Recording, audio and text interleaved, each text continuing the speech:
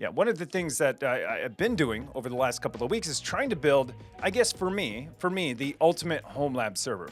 I know that everyone has their own definition of what the ultimate all-in-one home server is, but for me, it's having enough CPU compute, GPU compute, RAM for my GPU, and RAM for my CPU, and then being all flash. Those are kind of my goals.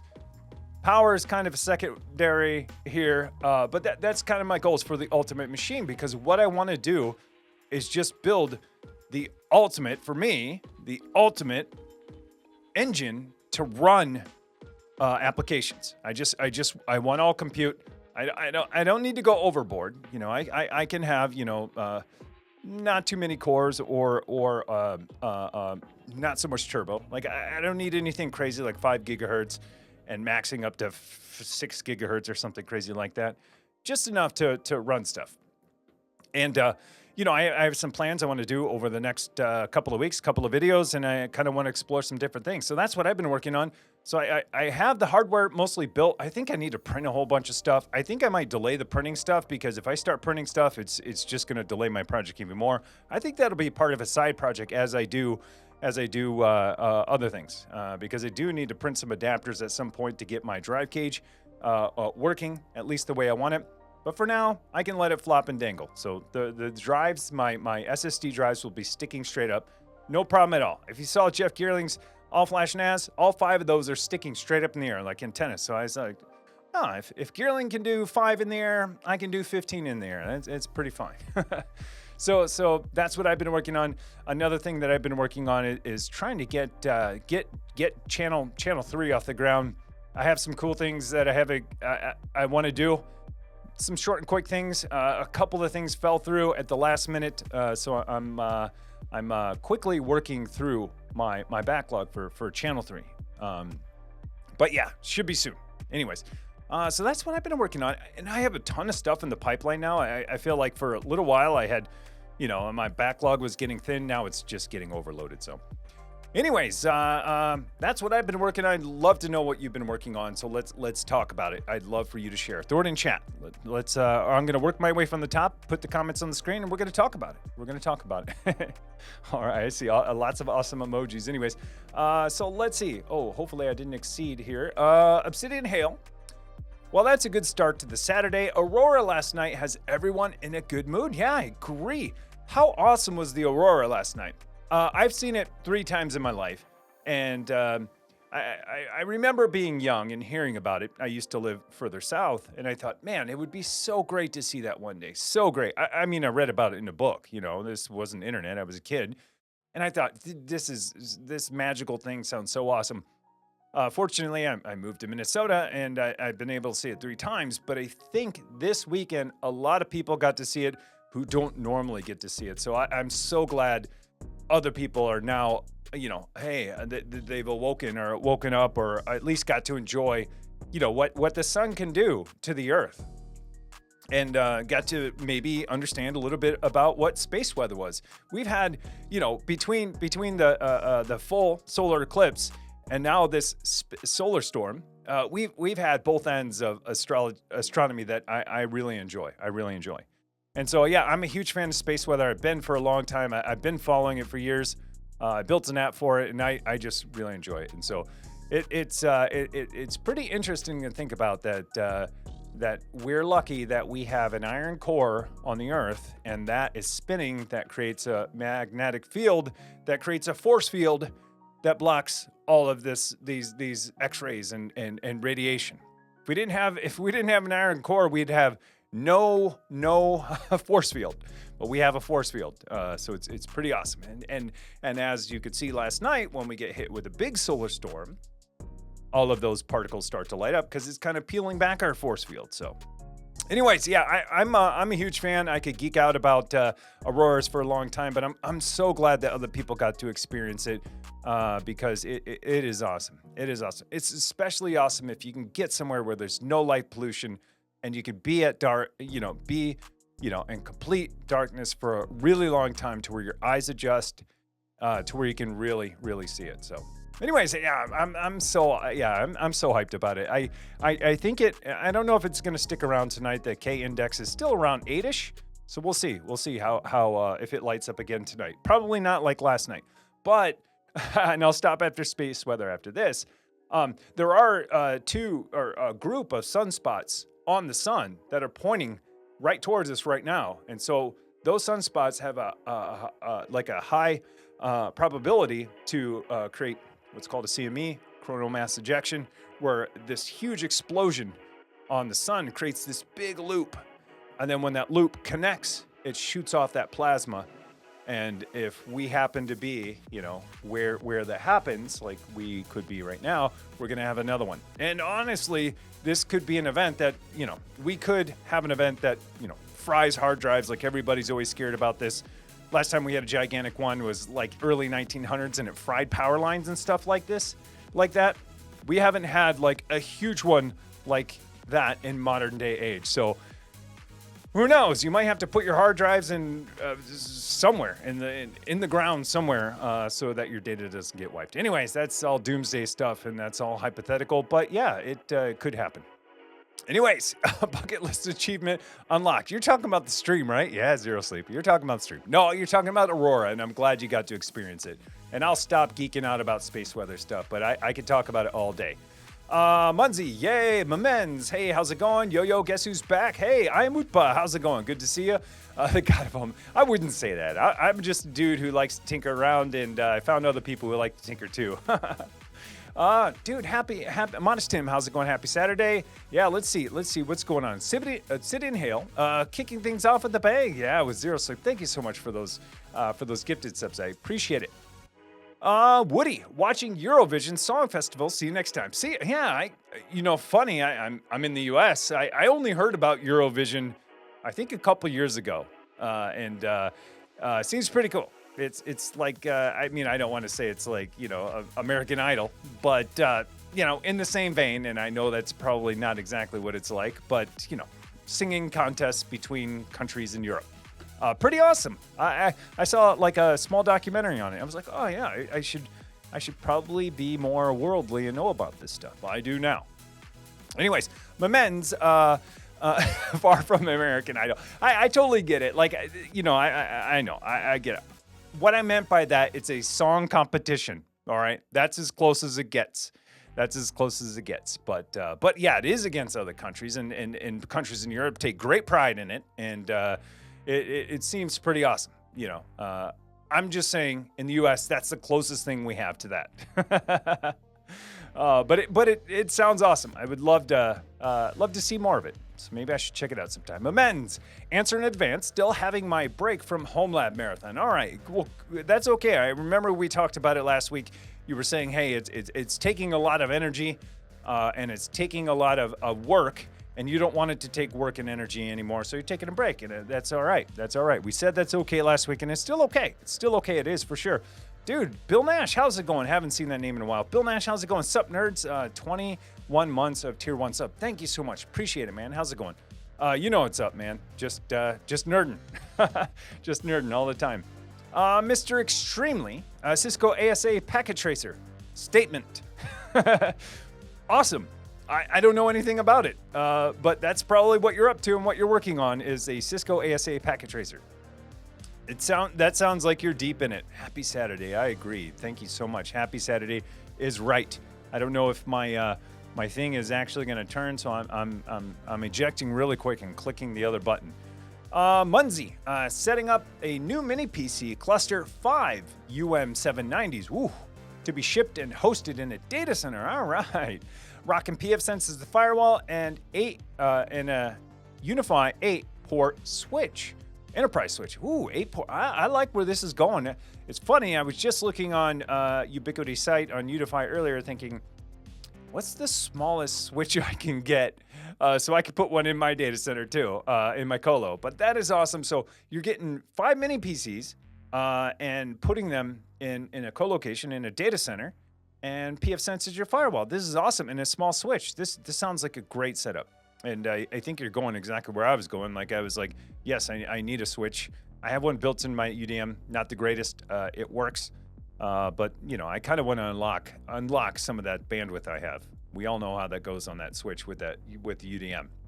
So anyways, that sounds fun. Sater. Going to be setting up a mini server at my sister's house for ad blocking, backups, etc. Need to figure it out so I can remote manage it. Yeah, for sure. Yeah, that's a tough one.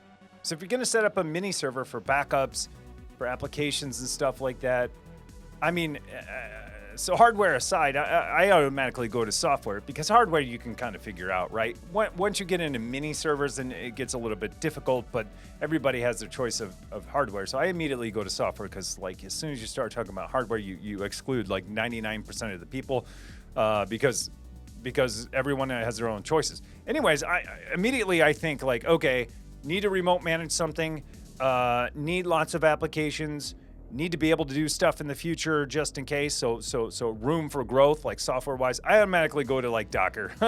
But if you want it truly like, hey, I need this to be super easy and it needs to be an NAS and I need to manage it easily. I mean, TrueNAS is also there too, which might be easy, right? Remote management on that, like at a family's house, might be easy for you, right? Not for them. Like that's why you're putting it there so you can manage it.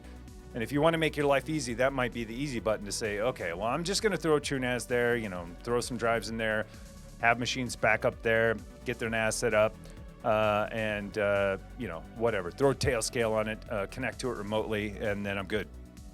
And then on top of that, hey, ad blocking, I can throw Pi-hole or ad blocker or whatever on there, and they'll be good to go. So, yeah, it depends.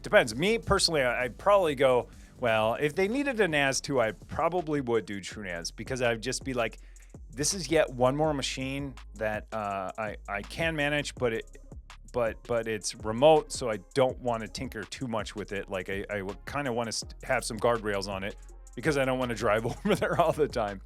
Anyways, that'd be my choice. It would either be, bare metal mostly, or maybe Proxmox with a virtual machine or two, or LXC containers, or TrueNAS. Probably in that order.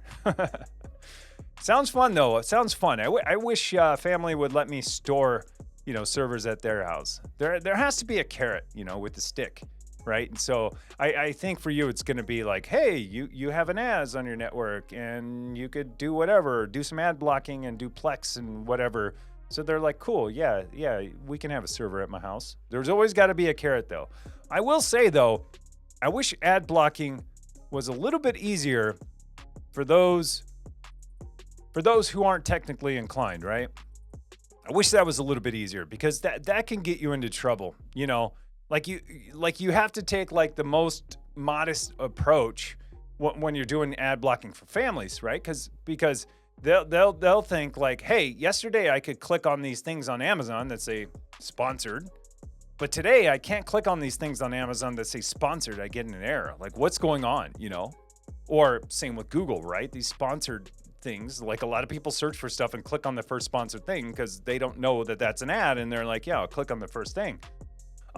Anyways, that could get tough. I wish there was an easy button for someone who's not in tech to say, yes, like add this, whatever I'm doing right now, to an allow list, or simply disable everything right now with the click of a button, just so that they could finish the task that they were doing. So, and I get it, that's all built into UIs and all that stuff, but then you're gonna have to teach them how to use Pi-hole or whatever. So, gets kind of tough. But yeah, I wish there was a more consumer-friendly way to do that. Just a quick, easy eject button to where anyone could just like say, hey, disable all the craziness you have going on for 5 minutes. I need to get some work done, and then we'll figure out the stuff later. So anyways, yeah, it sounds fun. I like figuring out that stuff. I like remote stuff, but family doesn't want my stuff at their house. Not that they don't want to. I guess I've never asked, but anyways, my mens, you are amazing people. Always remember that. Just need to say. I totally agree. A lot of great people in the HomeLab community for sure. Especially a lot of great people in here. So, Obsidian Hail, I got it right. Just finished putting together the MSO1 that I bought bare bones. Added 96 gigs of RAM and some almost 2 terabyte NVMe's and 2 25 gig network cards. Zoom. Oh my goodness. as if that didn't have enough networking. So the MSL one is the mini forums one, right? It's the mini forums one, that small form factor, roughly. Three NVMe drive slots. I think one is U.2 or can be U.2. Then it has two 2.5 gig networking, and then it has two 10 gig networking, and then it has a PCI Express half card or whatever. But you said 2.5 is not good enough. Dual 10 gigs not good enough.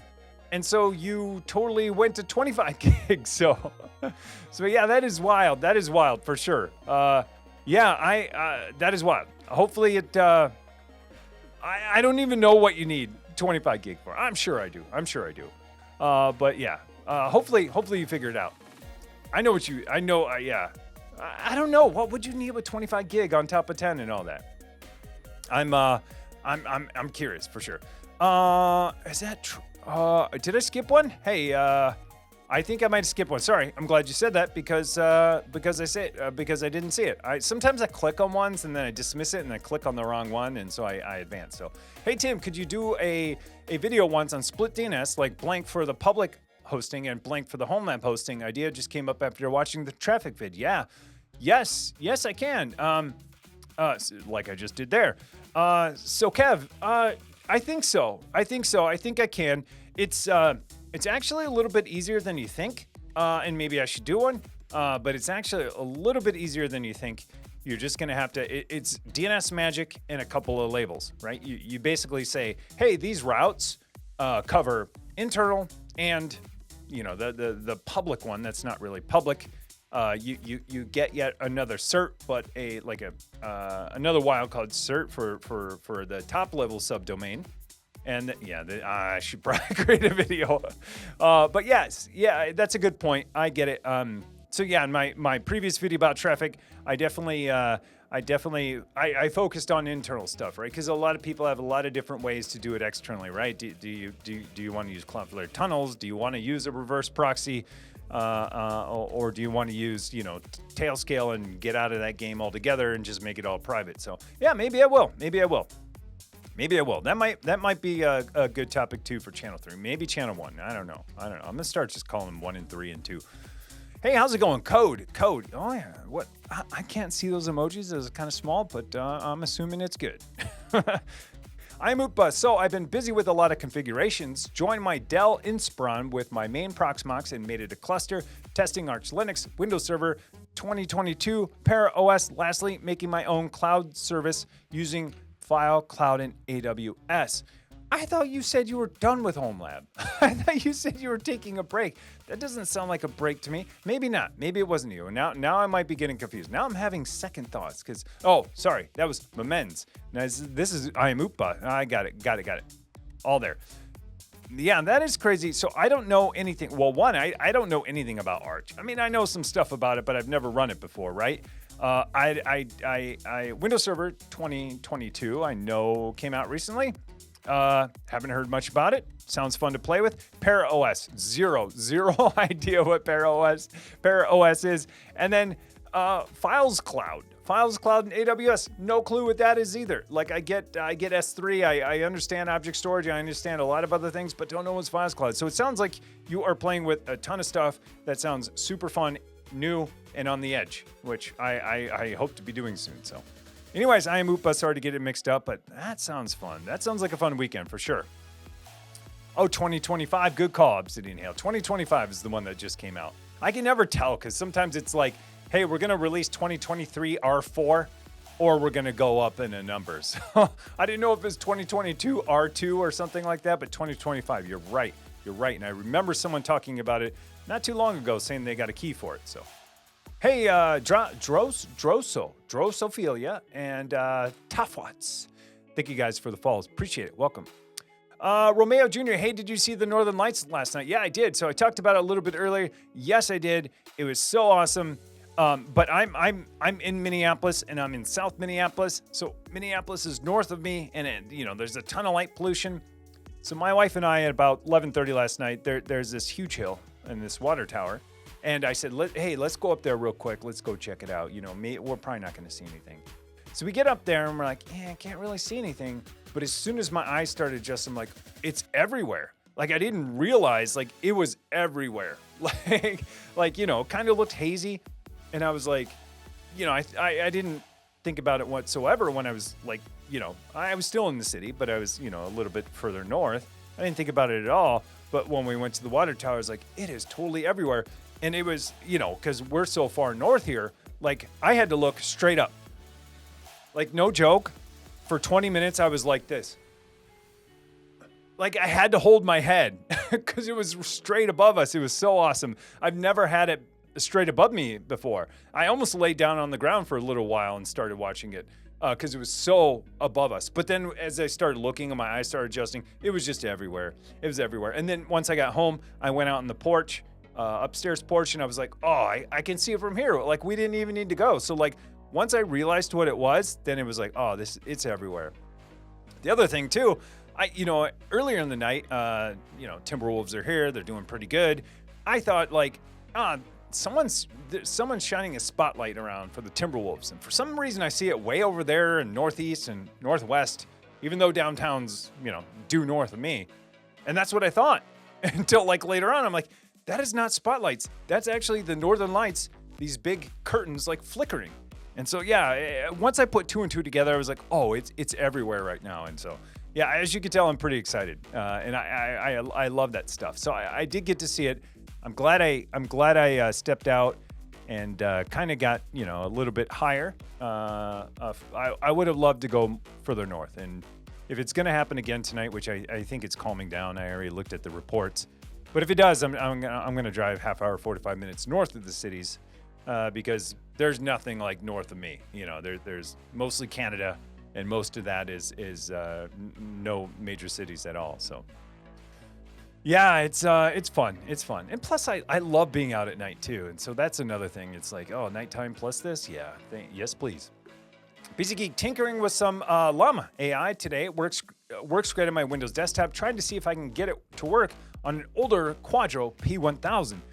Awesome. Yeah, maybe. I mean, maybe it will. I mean, this, but the Llama... Most of the Llama stuff depends on, it's two things. One, you got to have CUDA, right? And then two, you got to have lots of RAM for the models to fit into it. So yeah, that's part of this box that I'm building. I've been saying it for like months. Like I need to build an AI box, and so I'm finally putting all the parts inside of my HomeLab server to do a lot of testing with this stuff too. Because yeah, sounds super fun, and I think I have some interesting perspectives on it with things I want to do. I was already thinking of new stuff last night. I was like, oh yeah, this is gonna be great. So yeah, you'll have to let me know how it goes with Quadros in general, because they're especially like a 1000. I have a 2200, which is also older, but it's not so much the encoder at all. It's the NVENC. I'm sorry, not NVENC. It's CUDA plus RAM. So. You have to let me know how that goes. I'm curious if it speeds it up.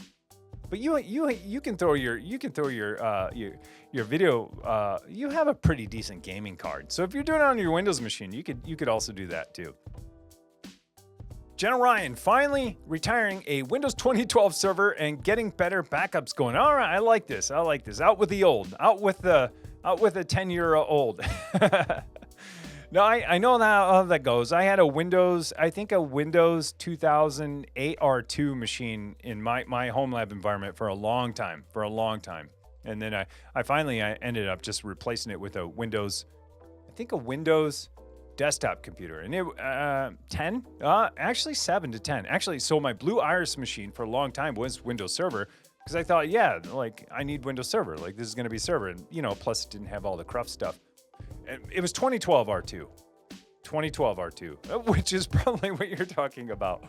So that was my Blue Iris machine for a long time, and then after a while, I was like, I guess I don't need this older version of Windows. I'm just gonna throw it on Windows 10, and it still worked fine there too. But yeah, it's yes. I'm curious what you're running on there. If it's Windows, it's either got to be Windows software, or it's gonna be Active Directory. So. Yeah, curious to know. Yakto, hey, YWS update. So I updated some services in my OpenStack to update to native Kubernetes integration on 1.2.7. Yeah, you're old, but newer than the old version supported. Yeah, so awesome. So you updated OpenStack to update native Kubernetes integration to 127. That is awesome. Yeah, I always wondered like how OpenStack. I've done a little bit of reading, but it seems like Kubernetes is a bolt-on or an add-on to OpenStack, but you're saying native Kubernetes, so I don't know if that's something different, or you just mean the Kubernetes that's running like in OpenStack is updated. Either way, hey, that's all right. 127, totally fine. It's not deprecated yet. I think they're just starting to deprecate 126. So you're good. I don't put two thoughts into what version people are using of Kubernetes unless it's deprecated, right? But if it's somewhere still supported, yeah, that's totally fine, because I know a lot of people like to be on bleeding edge, but it's kind of hard to get on bleeding edge because depending on every, Helm chart or resource that you're using, you might not be able to get on bleeding edge. So I'm fine with any supported version, honestly. And things in the cloud are usually a little bit older and on something stable too. So, hey, no shame in the 127 game. That's what I say. Kaboom, Munzie, how's it going? Good to see you. Oh, a big one. Dr. Mitar Biter. Hey, I saw your video today about Ansible, and I was wondering if you could help me with a problem I'm facing. I'm trying to set up a port forward on my public IP. I have a public IP before, no CGNAT, good thing. Set up port forwarding on my router. I'm using OpenWRT, okay, but can't access the service. I contacted my ISP, and they said they are not blocking anything. I thought since my ISP uses VLANs, this could be the problem. What do you think? So a couple things there. So one, you say you're opening port forwarding. I don't know what you're port forwarding to, but it doesn't matter. So a couple things. One, if you think you are port forwarding and it should be working, what I've done in the past is, probably not the best thing, but hey, sometimes you got to do it. I'll find one of those websites that does a port scan on yourself, on your IP, and we'll check to see if that port's open. That's step one, right? Hey, do I have the port open? And that will. I think there's a couple things there, but you can scan that way, but that won't tell you like if the service behind it is up. But I think that will tell you if it's being dropped or not, right? I think there's a difference between it being dropped and it just timing out. Then, if that's working, another thing I would do is whatever the service you're port forwarding to, try on a different machine and make sure you can get into that machine on that port, to rule out your own VLANs, your own firewall rules, or an application firewall that might be running on that server itself. So those are the things I would check. And then if all else fails, yeah, it's got to be your ISP. But those are the things I would check. I would absolutely first check to see if you can get into that port from something else, from outside of your network, right? Especially, find some service that does a port scan, MX Toolbox or something like that, like some trusted thing, even though who knows. And then from there, I would just say, hey, okay, well, can I get to it internally? Does it work externally? And then if your answer is no all the way across, if your answer is no on the first step, then it's either your configuration or it's your ISP. So. Yeah, and make sure your ports are right. I know sometimes, port forwarding is easy. I thought maybe it was a firewall rule, but yeah, you could have firewall rule too. Port forwarding should be applied before that though. So, anyways, those are the things I would try. For sure. But you're close. The Zero Sleep, Techno Tim, I have some old 2080 Ti cards. Will I be able to use them for local AI work? Are they considered too old now? And anyone in chat knows. You can use them. I think you can use them. Like I was saying earlier, it's most of your speed, most of AI in general, at least for LLMs, are highly dependent on tons of memory. So if your 2080 Ti has 24 gigs of RAM, oh yeah, that's pretty good. If it has 8, probably not. If it has less than 8, then probably not either. So yeah, that's the thing is you want lots of RAM. You want lots of RAM, right? You want lots of GPU RAM. And then as far as as far as any card that's made probably in the last, 4, 5, 6 years, it's going to be fine. Especially if it's NVIDIA. But yeah, you want RAM. You want RAM more than anything else. And unfortunately, you can't get a low performing GPU with lots of RAM. They always, it's going to be the 90 series of anything, NVIDIA. that's going to have most of the RAM, or you can put multiple cards and stuff like that. Try for a mobile device and not on Wi-Fi. Yeah, private LAN. I totally agree. I totally agree. Cheat 95. Hi Tim. Hi chat. Hope you're all doing fine. I'm doing great. I'm doing great now that I'm here. Get to talk to people who understand what I'm talking about. The rest of the week is who knows. Hey Bensi. Piece of geek. All right, let's go. Should be enough, especially if you combine. Oh yeah, yep. I agree. Should be enough. Yeah, if you split or combine larger models across the couple, yeah. But then you're gonna need. That's what I was saying. Like, yeah, you could use multiple video cards, but you know, that means you have multiple video cards. Obsidian. I knew what you meant. Oh, thank you. Yeah, I can't believe I mixed up your name for so long, and you never corrected me. That was very polite. Yeah, 90 series are gonna be your best bet, because you're gonna have a lot more RAM. All right, you guys are figuring that out. Lots of ISPs don't want you. Oh yeah, but if they say they do, they do. Let's see. Oh, this is a long thread. This is a long thread. Chat 95 goal: build the ultimate machine. Number 2, replicate the goal 14 more times. I hear you, man, but 14 times? Ooh, that's expensive. That is expensive for sure. But yeah, I'm kind of there too. Well, but if you build the ultimate, you don't need the other 14. That I guess that's kind of what I'm going for. I'm trying to like centralize all of my compute, and not to put. I mean, not general compute. I guess it should say. You know, I'm still gonna have Proxmox for general workloads for my website. Still gonna have Kubernetes, but I guess for my more specialized compute, right? That's where I'm kind of loading up this one node to say, hey. You got anything special? You need to encode, decode, transcode, any code, compile code, build code, ship code. Like you're gonna go there. If you need to, you know, load up an LLM in memory, you're gonna go there. And so if you need to do something with a ton of data, right? That I want super fast. If I want to do any kind of data processing. I want it all on SSDs, and that's where you're going to go. So yeah, this is going to be my one specialized node for all of that. I should just add it to Kubernetes. That was one of my questions too. Like, what should I do with this node? Because I honestly still haven't figured it out. If I do add it to Kubernetes, I'm going to put a label ultimate on it so that only workloads that have the tag or label ultimate can also run there. So anyways, Obsidian Hail, what HomeLab project has been sat? Oh, incomplete on your backlog for the longest. This is a tough one because I try to stay on them. One, honestly, it's kind of back there now, and I'm trying to get to it. This for me is, I have this LED panel.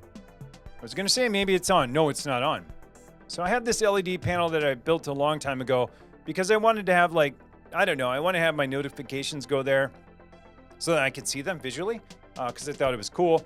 And so I have a LED panel inside of a shadow box kind of framed piece. Oh, I'll grab it.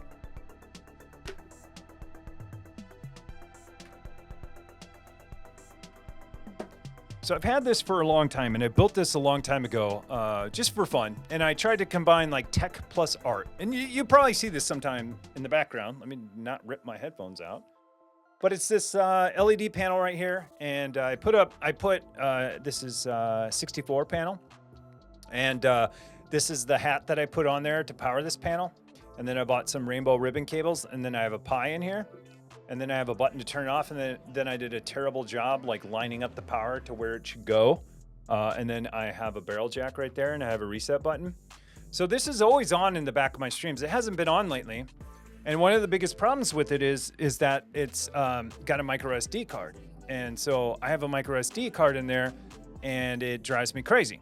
Like it works great for 6 months and then it does what it's doing now where the micro SD card is totally, I don't know. The card's either bad or it's corrupt. Anyways, I'm so, like if there's anything that would stop me using a Raspberry Pi, it would be the micro SD. Like what a, I don't know. It's caused a lot of I don't know, a lot of problems for me to where it's like totally like anytime I hear about micro SDs and Raspberry Pis, I'm like, seriously, I just want to throw them out the window. Anyways, So what I want to do, I have two options. Yeah, PXE bootable. I thought about that, but this is all Wi-Fi, so I don't know if I can do net boot on Wi-Fi. Not sure. But my other thing is I want this to be self-contained though too, and I don't want it to depend on too much infrastructure. So what I did, I have an old SSD, and so I finally bought a USB to SATA adapter. And I'm gonna put that nicely in here, and I decided like it's gonna go right here. I'm gonna mount it real nice, like I have this. You know, I tried to make this look nice, like hey, it's like I could hang it on the wall and it looks nice. That's why I put it in this frame. Don't look at the back though, but that's what's going on in the back. A lot of duct tape and stuff like that because I couldn't figure out. But so, anyways, this is a project that I've been wanting to get to for a long time. And most of my projects that you guys see are on YouTube are really what I'm doing last week. And so I always have to juggle, okay, I need to work on a project that I can also make a YouTube video about. Like I always try to do the 2-for-1 because I don't have enough time in my life to like have a side project on top of my side project, you know? Not a lot of the times, unless it's like a 4-hour thing or a half-a-day thing. You know, if I have a half-a-day side project, sure. If I have an all-day side project, that's hard. That's hard with YouTube too, where my videos are also about side projects. Anyways, my goal is to, two things. I want to see if I can still get a PoE hat on top of here, which then could allow netboot, which would be pretty cool. But I was thinking about getting my SSD in here with the USB SATA controller, getting that all pretty, getting that going, and then loading all of my code back up. Because all of this is code that I wrote, and it's running on here, and it's running in Docker, and every time I push it up, it pulls down a new container. So yeah, I want to fix this up, and I would love to, I was thinking about, I have an extra PoE hat, but I don't know if I could put a hat on top of a hat. I don't know if I can, you know, stack these up. I doubt it. But yeah, you see this in the background all the time. It shows, you know, how many subscribers I have. If someone gave me bits, if someone subscribed, if someone joined Discord, it does weather. So I have it hooked up. Yeah. Well, imagine this going right now. And then imagine Mega Man, you know, going right now. I have that same GIF that's right here. I know you guys are going to say GIF, but I have that same thing. It will show up on here. And so that's always going in the background. Let me put it down. And so that's always going in the background. Anyways, that is the longest one, and it's one of the projects that I've had running for a long time. Like I built that thing, I don't know, probably like 7 or 8 years ago, and I still love it. I still love it. It was kind of weird getting on the bus with that and going downtown a couple of times. Got a lot of odd stares. You know, I have this big thing on my lap with wires sticking out, you know, and you know, just kind of looks weird. Looks weird to the uninformed, you know, when you get in on a bus with things that have wires and chips and all that kind of stuff. But anyways, I don't know. That's something I would love to do. Dude, thank you so much. I didn't even say thanks for the bits. I appreciate it. Thanks. Thank you for the bits. Thank you for the bits, you guys. Crack Kitty, Obsidian Hall. Thank you. Hail. City and Hail. Thank you guys. Appreciate it. Thanks for the follow. But anyways, yeah, so good question. That's something I would love to do. And this. So now that I keep talking up my channel 3, but now that I have channel 3, this is my backup project. So it's funny you mentioned that, because one project I was going to do and film today or tomorrow to put on channel 3 as my first video was going to be something else, but it might be that. And that's the nice thing about having yet another channel, is that like, hey, the things I still want to do and document, like my mini projects, I can put there, you know. And so I don't know, I'm super excited about it. So anyways, yeah, enough about me. Let's talk about you guys. It's fun, and all of that code is open source. And if I do that video, I do. Yeah, that's a Midwest thing. Hey. Oh no, Crack Kitty redeemed dark mode. I thought my code worked. Thank you for redeeming dark mode again. I was like, dude, my code worked. Anyways. Do that. That's a Midwest thing where I say if I do that. But anyways, I was almost going to say it again. If I do that, it's hard for me not to say if I do that. Anyways, if I do that, That's going to be my first video, and yeah, it's going to be fun. Anyways, now I'm fumbling on my words because I'm just talking about myself, and it gets kind of weird when I talk about myself. Anyways, yeah, good question. There's a whole bunch of other ones.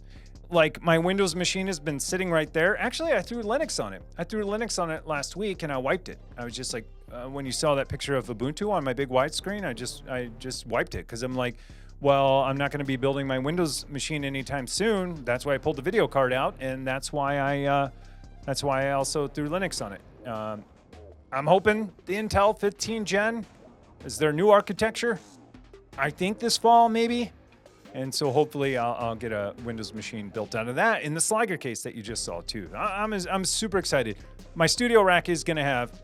It already has a rack mount Mac. It's going to have a rack mount Windows machine, and it's going to have a rack mount Linux machine. So it's going to be cool. Dude, well, look at that Mega Man. What color is that? Dude, 1500? Dude, thank you. Zero Sleep, thank you so much. Appreciate it. Appreciate it. Imagine that the Mega Man is also on the LED panel right now. Dude, thank you so much. Appreciate it. Appreciate it.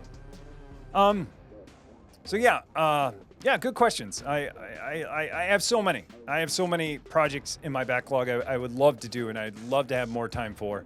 I would almost turn on the camera 12 hours out of the day and put a microphone on and just work if I could, because if that could be my job, I totally would, because it would be fun. It'd be fun.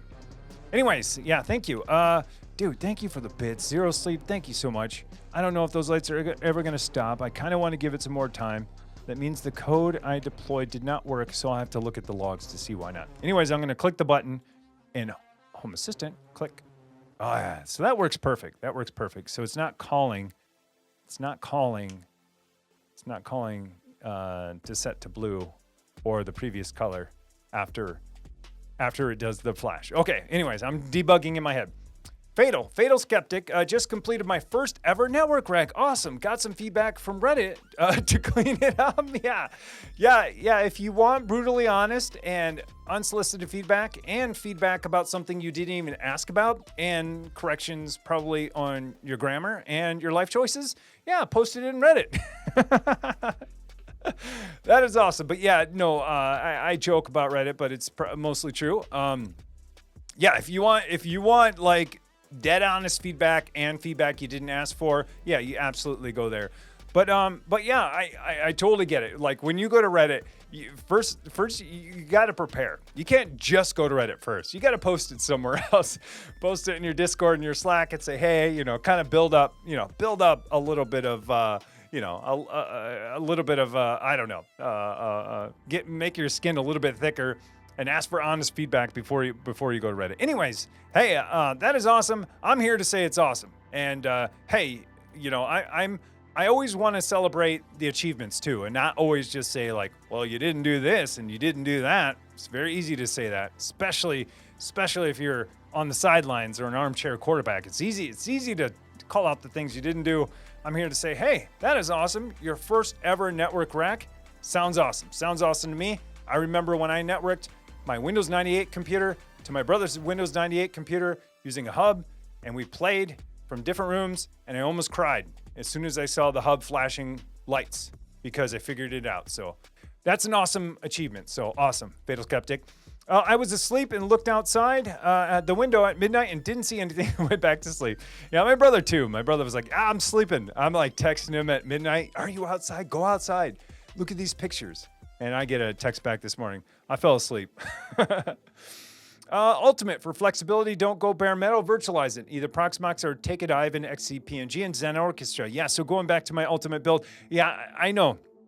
I've been flip-flopping all morning because I have been thinking about this, and I 100% haven't made a choice. I'm not building this up and just being coy and saying, oh, I haven't figured it out and I'm going to make content. I honestly have not figured it out. Like I was outside this morning filling the bird feeders, and I was like, yeah, maybe bare metal will work. Maybe bare metal will work. And I was going down this path of like, okay, bare metal, Docker, don't have to deal with individual VMs.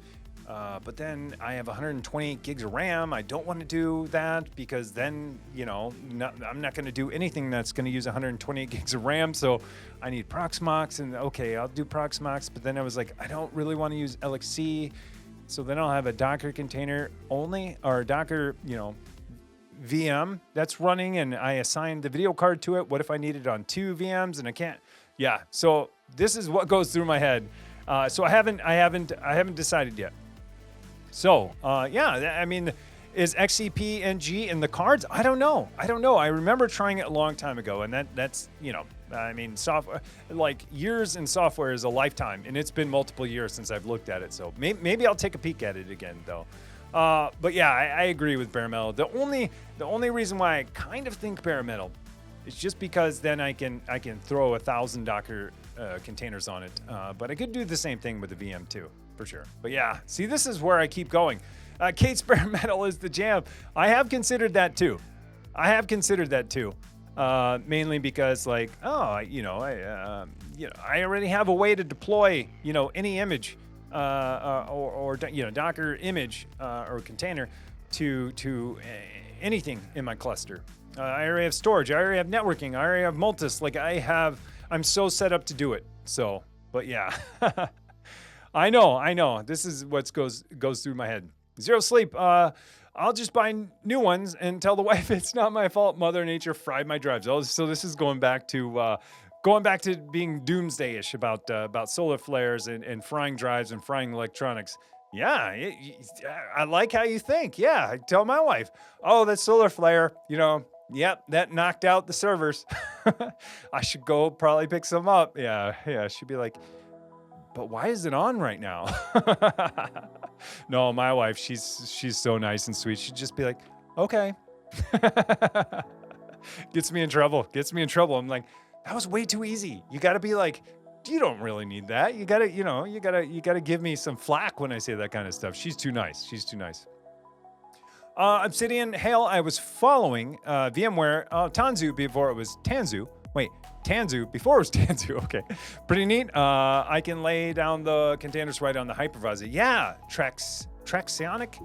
Yeah, so that was VMware's distribution of Kubernetes that also ran alongside of their hypervisor. It was basically hyper-converged. It's kind of like, similar to what Rancher is doing with. No, not similar. Never mind. Nope, not at all. It's basically like, hey, it'd be like if Proxmox had Kubernetes native on their nodes, which they probably should. That would be awesome, but they're not going to do it. They're invested more in LXC. But it'd be like if Proxmox also had Kubernetes running, and it would be awesome. Except for it's not. But yeah, Tanzu, I haven't looked in it. I hear a lot about it. I haven't looked enough into it. Yeah, go into this. I know it is. I was kidding. I was just trying to think of, like, what kind of contest we have in the United States that, encompasses all states and someone wins based on votes. But yeah. Let's see. Hi. One question from Zerion. Which system for a HomeLab with 64 gigs of RAM, no overpowered system? Okay, one question. Which system for the HomeLab with 64 gigs of RAM, no overpowered system? So I think, if I'm right, you're saying, hey, what should I buy? Or what should I build? Or what software should I use? I'll go 2 routes. To use 64 gigs of RAM. This one's tough because it'd be like, hey, which car should I buy?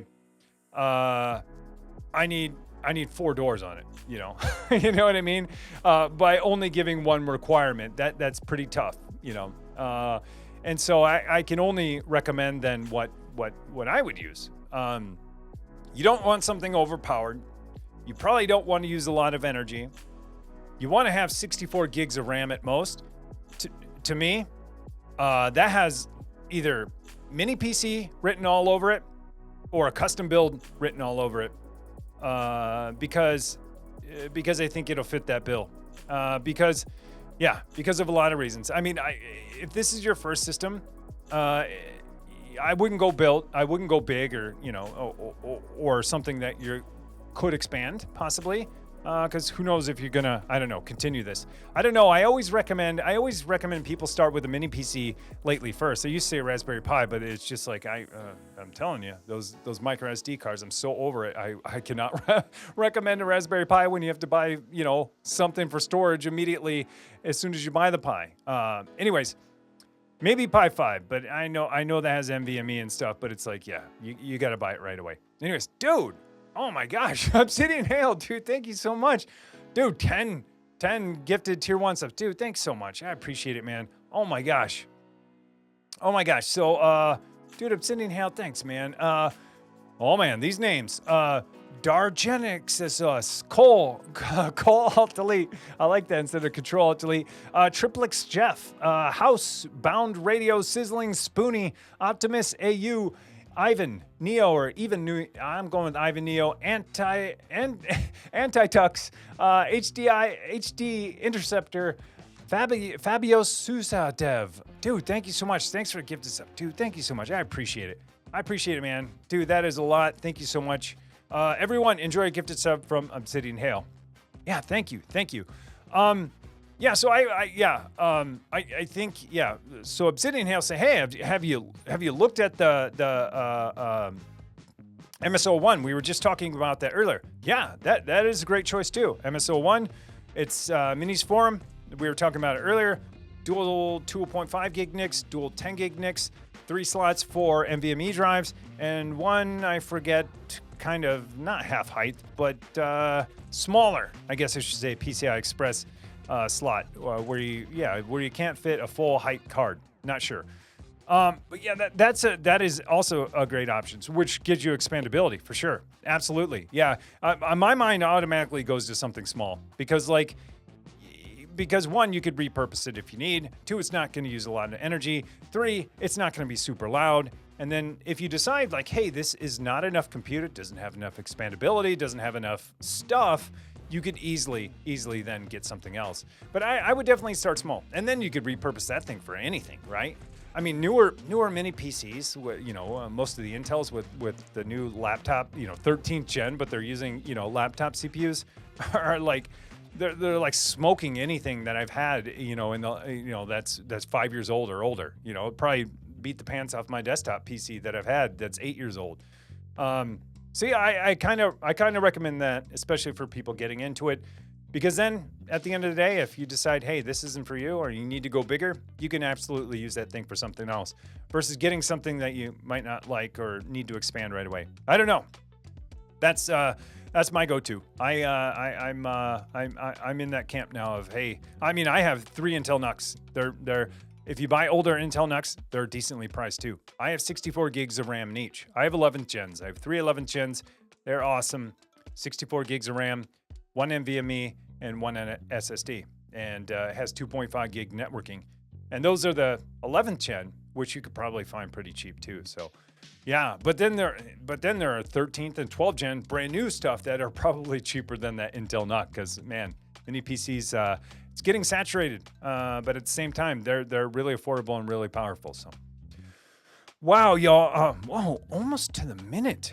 Looking at my clock. All right, I'm gonna look for comments. I'm pretty close, but I just want to look. I'm gonna look for ones. Oh no, I'm way far away from reading all of the comments. I do apologize. I'm gonna look for one, probably mentioning me right away, or mentioning me. So I'm making sure that they're talking to me, because there is a lot of chat in here. I do apologize that I haven't been able to get to all these. I'm just gonna click on one. There are so many. But some of them are just statements, so I kind of feel bad. All right, I'm just clicking on this because it looked like a longer statement. There are so many chats. I do apologize. 7 Music DE. I want to give a second shot at Kubernetes cluster and manage that through Portainer. Is your Kubernetes Ansible tutorial usable, up to date? Absolutely, it is. So Sven, I got that all wrong. So Sven Music, DE, assuming for Germany. Deutsche. Yes, it is. It absolutely is. The nice thing about it is it's a lot of people have been contributing to it.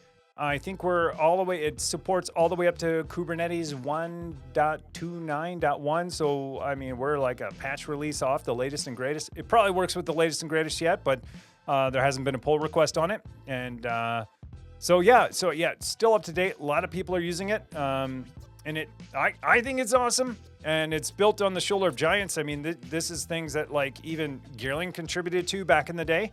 I think his code is even in there before I forked it. So I think it's cool. If you want to easily bootstrap a Kubernetes cluster and not have to worry about load balancers and networking, you could use that. And now you can swap out the CNI too. So it supports Cilium. Does it support Cilium? Yeah, it supports Cilium, Calico, and then what it ships with. So yeah, absolutely. There's a lot of dials and knobs in there. So if you don't know what to change, I would say go with the default settings, get K3s up and going. You could do it on one or three nodes, or kind of. I mean, you could do it on a 2-node. 2-node would also work. A single server, single agent. You could do that, absolutely. Anyways, yes, it's up to date. Yes, it still works, and still usable. Yeah, because we have CI on it. So every time someone opens a pull request, I basically build out clusters. I build out 4 or 5 clusters on every pull request. You know, I build a single node one. I build one with Cilium. I build one with IPv6. I build one with IPv4, so on and so forth, just to make sure that, hey, if someone opened a pull request and broke the thing, that I don't merge it in broken. So anyways, yep, it's there. You should check it out. If not, hey, there are plenty of other things out there. There's Ketchup. There's lots of stuff out there that you could use too. But yeah, a lot of people contributed, which is awesome. It makes me happy. So anyways, all right, we're going with this last one. Trexon, I just saw it. Do you use anything like Ansible automation platform, formerly Tower, to orchestrate your Ansible jobs? No, good question. Yeah. So I do know that Tower or AWX exists, and I know there are ways to run and schedule, Ansible jobs, and I know that Ansible can be run during CI, but no, actually I don't. I don't automate my automation. I should at some point, but I'll tell you what my use case right now for Ansible is. There's 3 things I use it for. One is patching. Like, I patch my machines on my own. I don't do it. I don't let it automatically happen because I have a lot of things going. And while I do trust it most of the time, I want to be there if something breaks. So I don't want to patch my production servers that run my documentation in the middle of the night, because I don't want to wake up to it broken, and don't want it to be broken the whole time until I notice. So I patch machines that way. And then I even have groups. I have them broken up in groups. Group 1, 2, 3, 4, 5, 6. I kind of went weird on it. But I break them up in groups only because I want to make sure that, hey, groups 1 through 3 are Kubernetes nodes. And I want to make sure that, hey, if I, patch all of group 1, that 2 and 3 still stay up, because those are, they have different roles. Anyways, 1's patching. 2 is for provisioning new machines. I'm kind of out of focus, doesn't matter. But 2 is provisioning new machines, and it's not bare metal provisioning. It's everything after the OS. So I have roles where I'm like, hey, you're a virtual machine. Hey, you're bare metal. Hey, you do this thing. You do Kubernetes. And so I have roles that I'll apply to new machines as I'm bringing them up, right after I provision them or clone them in Proxmox. So that's the third. Second, I'm getting ahead of myself. The third is just any kind of drift, any kind of config drift.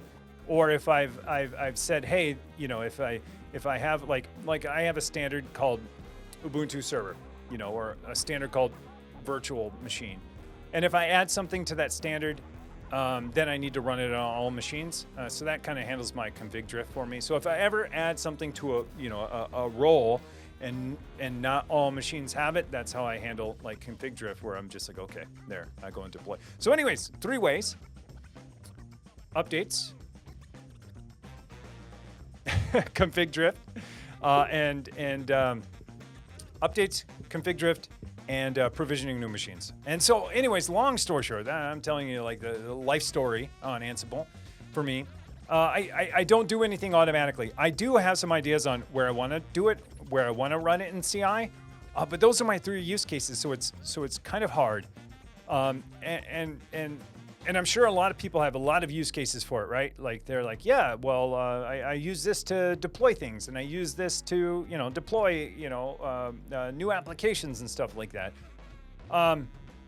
But a lot of that automation for me happens with Kubernetes. So I kind of gained a lot of automation by going to Kubernetes with Flux. And so because I use Flux with GitOps, and I have those CI jobs running automatically on when the Git repo changes, I haven't had to use Ansible to do those types of things. So anyways, I would love to do it for Docker. I keep playing with this idea, and maybe I'll figure it out. But it's absolutely not where I should spend my time for like the larger like container ecosystem. But it is for like HomeLab, because I also want to automate all of my Docker stuff, and I want to have all the cool automation I have with Kubernetes just with single node Docker. And so it's like, do I build all of that out even though no one will ever use it or should be doing it? Anyways, but So long story short, I don't automate my automation. I'd love to do some more of that, but I do a lot of that with Kubernetes and Flux. So yeah. Okay, so wow, that was like my life story in Ansible and how I use it. Hey, y'all, man, thank you guys so much for coming out. There was so many gifted subs, so many bits, so many cheers, and so many follows, and most importantly, so many chats. There were so many people talking in the chat. I'm sorry, but when I look at my scroll bar, it's tiny, and I was only able to get through about half it. So I really apologize. I try to get through chat. I never do, but I usually get a little bit closer than I did today, which I didn't. It either means I was going really slow, or you guys had a lot to say, or both. So I appreciate it, and I appreciate you guys being here. I really do, more than anything. I say this a lot, but I remember there was a time when I used to stream on Twitch, and there was one viewer, and that one viewer was me on a different screen in Firefox, so I could get the count for it. They've changed that now. But anyways, I appreciate you guys being here. If you had something you want to say and you still want to tell me, or I skipped over your comment accidentally, I didn't mean to. I never skip over them purposely unless it's a troll or spam. You can ping me in Discord. You can ask me in Discord. We have a Discord server. We're so close to 10,000 subscribers. Dude, thank you so much. I don't even know where this is coming from. I even said thank you to subscribers because I was getting confused. Dude, Dropsophila. Dude, thank you so much for the sub, Prime sub. Thank you so much. Appreciate it. Thank you so much. Dude, Matt Curlis, how's it going? Good to see you. Good to see you in here. Love you 2 bits. Thanks for the sub. Thanks for everything. Thanks for being here. I was saying we're almost up to 10,000 members in our Discord community. If you want to join, it's pretty low key. A lot of smart people, a lot of channels to talk about tech stuff. Either whether you need help or just want to chit chat throughout the day or throughout the night. There's a lot of people in there, a lot of great people, a lot of smart people, a lot of kind people. It's awesome if you join. And if you do join and you want to tell me something, yeah, absolutely feel free to ping me. Don't worry about pinging me. I've since doing this, like all this stuff publicly, I've learned how to manage my notifications. So never worry about pinging me. You absolutely can. Don't feel bad about that. Low pings in general. Anyways, thank you so much for tuning in today. Thanks for showing up. Thanks for everything you did. If you need me, ping me. I should be on later. And who knows? Maybe I'll get back to this Raspberry Pi LED panel that I've been working on, that I've been putting aside as one of my HomeLab projects, and maybe I'll actually get to it today. So, anyways, thank you so much. I'll be back here next Saturday. Hopefully, I'll have something for you a little bit sooner on Channel 3. That's what I'm calling it for now, because I have a name, but I haven't settled on it yet. Anyways, I hope to get that out, and I hope you guys have a nice day. Take care. Be good to each other. Take care, folks.